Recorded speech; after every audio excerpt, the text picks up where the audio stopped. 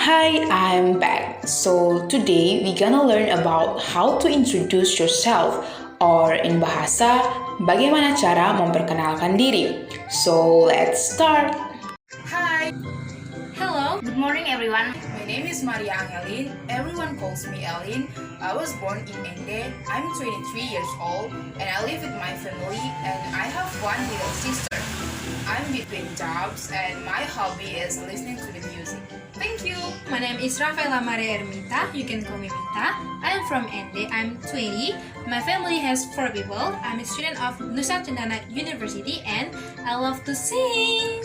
My full name is Maria Cristina Bene, please call me Ristan. I come from Nagekeo, I am 24. There are 10 of us in my family. I'm a freelance writer. I like to read novels. Thank you. Okay, that's all for today. I hope it helps you. So I dare you guys to introduce yourself, record it, and send it to me. Don't be afraid to speak. English is fun and it's not scary. Thank you.